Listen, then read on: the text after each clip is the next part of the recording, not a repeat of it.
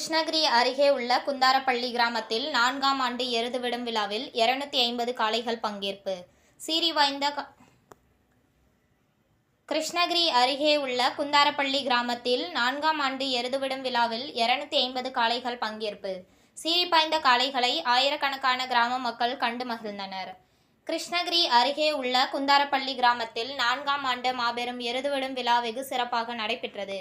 எருதுவிடும் விழா குழுவினர்கள் முன்னிலையில் நடைபெற்ற இந்த எருதுவிடும் விழாவில் கிருஷ்ணகிரி, சூளகிரி, திருப்பத்தூர், வேலூர், திருவண்ணாமலை, தருமபுரி, வாணியம்பாடி, ஆம்பூர், பர்கூர், பாகலூர், கப்பல்வாடி, ஊத்தங்கரை மற்றும் ஆந்திரா மாநிலம் குப்பம் போன்ற பல்வேறு இடங்களில் இருந்து 250 எருதுகள் பங்கேற்றன. தமிழக அரசின் நிபந்தனைகள் படி எருதுகளை முழு பரிசோதனை செய்யப்பட்டு இருபுறமும் தடுப்புகள் அமைத்து அதன் நடுவே எருதுகள் ஓட ஏற்பாடுகள் செய்யப்பட்டிருந்தது. பின்னர் வாடிவாசலில் இருந்து ஒவ்வொரு எருதுகளாக விடப்பட்டது. இதில் 120 மீட்டர் தூரத்தினை விரைவாக கடந்த எருதுகளுக்கு பரிசுகள் வழங்க ஏற்பாடுகளும் செய்யப்பட்டிருந்தது. பின்னர் வாடிவாசலில் இருந்து சீறிப்பாய்ந்த எருதுகளை இளைஞர்கள் உற்சாகப்படுத்தினார்கள்.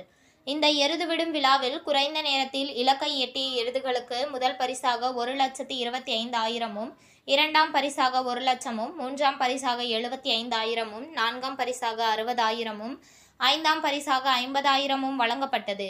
இது மட்டுமல்லாமல் பல்வேறு பரிசுகள் வழங்கப்படுகிறது. இந்த எருதுவிடும் விழாவை மாவட்டத்தின் பல்வேறு பகுதிகளில் இருந்து ஆயிரக்கணக்கான மக்கள் ஆர்வத்துடன் கலந்து கொண்டு கண்டுகளித்தனர். மேலும் இந்த விழாவிற்கான ஏற்பாடுகளை குந்தாரப்பள்ளி பகுதியை சேர்ந்த ஊர் பொதுமக்கள், இளைஞர்கள் சிறப்பாக செய்திருந்தனர்.